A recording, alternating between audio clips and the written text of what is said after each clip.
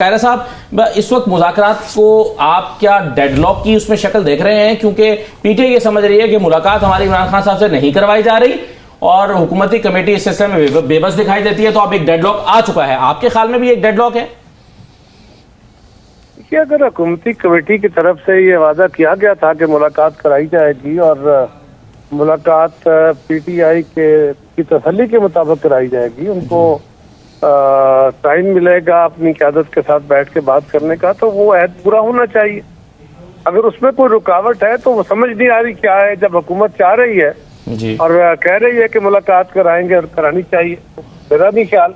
कल भी राना सनाउल्लाह साहब ने बड़े वाज़ेह तौर पे कहा था कि कोई लिस्ट का शायद मसला था या कुछ वजह थी, तो आज हो जाएगी मुलाकात।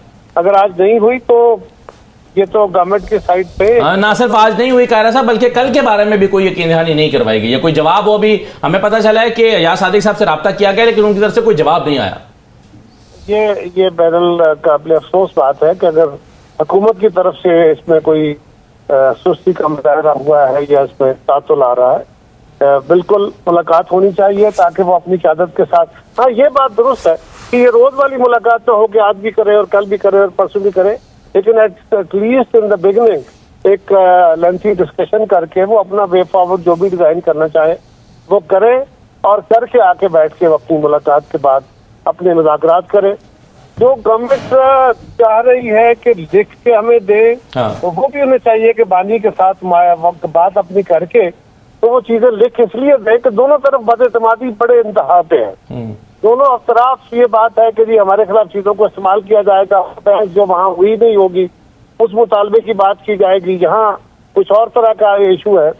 तो बेहतर यह है कि वो मुतालबे लिख के रख दिए जाए। अब ये क्या कह रहे हैं? ये कह रहे हैं पीटीआई वाले हमारे कि हम पहले 2 मुतालबे रख रहे हैं, पहले तो ये माने ना, फिर आगे बढ़ेंगे। और वो कहें कि हमारे जो बंदे असीरान हैं उनको रिहा करें और फिर खान साहब को रिहा करें और कमीशन बनाएं, उसके बाद हम आगे बढ़ेंगे।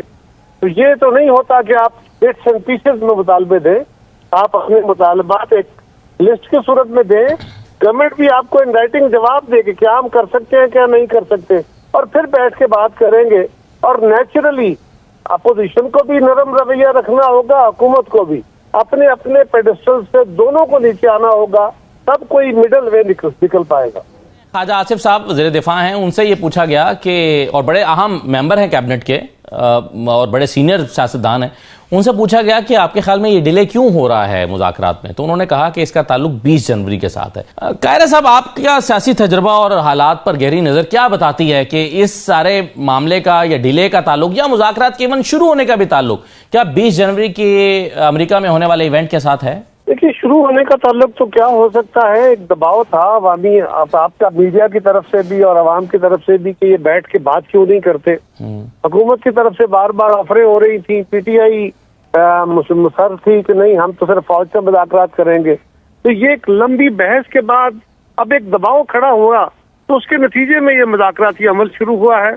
अब इस डिलेइंग टैक्टिक्स में हो सकता है कि अमरीकी सदर के इंतखाब का जो एक नैरेटिव बिल्ड किया गया कि अमरीकी सदर आएंगे और फिर वो आके पाकिस्तान की सरकार को हुक्म देंगे कि खान साहब को रिलीज कर दो, और डालते वालते सब फारिग हो जाएंगी और खान साहब को फौरी रिलीज कर दिया जाएगा। ये एक नैरेटिव बिल्ड किया गया है। ये ऐसे ही है जैसे पहले बिल्ड किया गया कि आप लोग चलेंगे, हम लोग जाएंगे, डी चौक में बैठेंगे, वो अब तक गोली तो चलाएगी नहीं, हथियार फेंक देगी जिस तरह फलां मुल्क में हुआ फलां मुल्क में हुआ, और हम खान साहब को लेके आ जाएंगे और वजीर आज़म बना देंगे।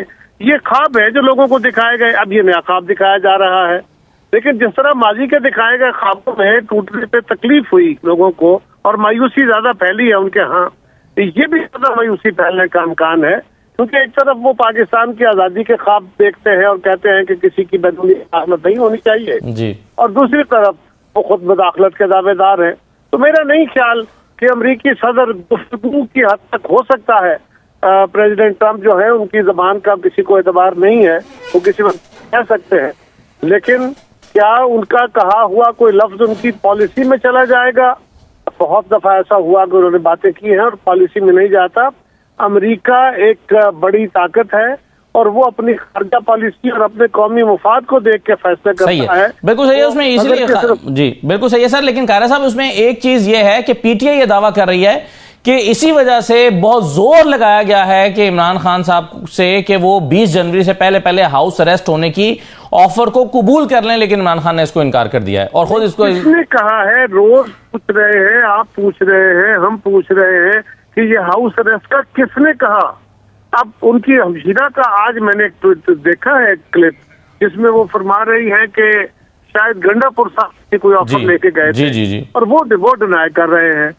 अब ये एक पीटीआई का खास सलूक है, तरीकाकार है कि वो बिल्कुल मफरूजे पे मबनी बात को इतनी जोर से बयान करते हैं और हैमर करते हैं कि लोगों को शक पड़ता है, अच्छा यार सारा ना सही, इसमें कुछ तो सदाकत होगी ना, कुछ तो सदाकत होगी ना। तो ये एक बड़ा अफसोसनाक सही है। तो बिल्कुल सही है, पीटीआई को किसने पैगाम भेजा ये आपका अहम सवाल है। मगर अब इसमें राना साहब ये जो देखिए हुकूमत मुसलसल कर रही है जी, और किसी तरफ से कोई इशारा है नहीं, और बार बार आप मीडिया के लोग भी बार बार पूछ रहे हैं कि भाई आप तो बताओ ना किसने कहा है। फिर कहा गया कि नहीं हमें डायरेक्टली तो नहीं कहा गया, इनडायरेक्टली कहा गया है। तो इनडायरेक्टली किसने कहा है आपको? इनडायरेक्टली आपके किसी बंदे को किसी ने कहा होगा। जब टोटल डिनायल है तो नाम बताएं।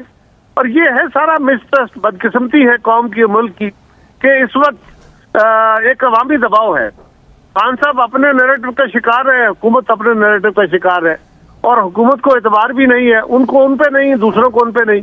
खान साहब अब वो सब जो अपने अना के घोड़े पे खड़े होके उन्होंने अपने इतना बुलंद बांग दावे करके अपने कद खड़ा कर लिया है, इमेज बना लिया है। अब वो अपने लफ्जों के और अपने इमेज के असीर होके रह गए हैं कि उससे हटे तो पता नहीं क्या क़यामत आ जाएगी। अब ये भी सोचिए कि अगर वो 2 पॉइंट या 3 पॉइंट या 4 पॉइंट देते हैं और उससे हटने की बात नहीं होती तो नेचुरली ये मुज़ाकरात खत्म हो जाएंगे।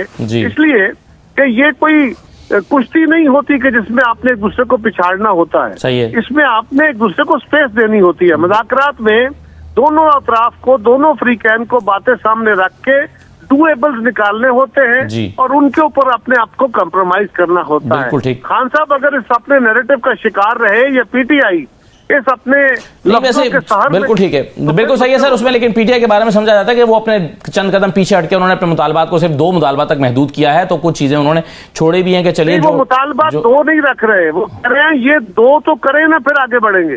कायदा साहब, अब मसला ये है कि 31 तक की डेडलाइन दी गई है और उसके बाद पीटीआई अब ये भी कहना शुरू हो गई है कि 31 जनवरी के बाद फिर हमारे पास दोबारा सड़कों पर आने का ही रास्ता बचा है और अब हम ज्यादा बेहतर प्लानिंग और हिकमत अमली के साथ आएंगे।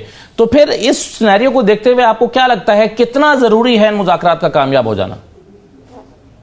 पहले तो ये है कि मुज़ाकरात एक प्रिंसिपल के तौर पे कामयाब होने चाहिए, एक असूली मौक़िफ़ के तौर पे होने चाहिए, एक डेमोक्रेटिक वे है मसाइल के हल का। किस धमकी के नतीजे में मुज़ाकरात में जाकर करने की जरूरत ही नहीं है। बिल्कुल पहले उस धमकी का जो है ना कि पहले वो कर ले, पहले वो अपना जोर लगा ले, उसके बाद बैठ के बात कर लेंगे। लेकिन सवाल ये है कि किसी मसले का बड़ापन पैदा होने से पहले अगर आप उसका हल निकालना चाहते हैं तो मुनासिब बात है, लेकिन वहां से भी धमकी के नतीजे में होगा तो गवर्नमेंट के लिए भी उसको कबूल करना आसान नहीं रहेगा। और दूसरी जिस तरह उनके लिए अपने नैरेटिव का शिकार है, इसी तरह और अपने आप को बढ़ा के अपना पब्लिक इम्प्रेशन बेहतर करके और मुज़ाकरात में भी बैठना चाहती है, रिलीफ भी लेना चाहती है। मुज़ाकरात में बैठ कर रिलीफ तो होता है ना जी, कोई किसी न किसी तरह चीजें सेटल होनी है और चाहती है कि इमेज भी बचा रहे। तो क्या गवर्नमेंट ये नहीं चाहेगी? इस सोच के तहत बढ़ेंगे तो फिर चीजें बड़ी स्लो हो जाएंगी, फिर जिस पेस की जरूरत है शायद वो पेस अडॉप्ट ना हो।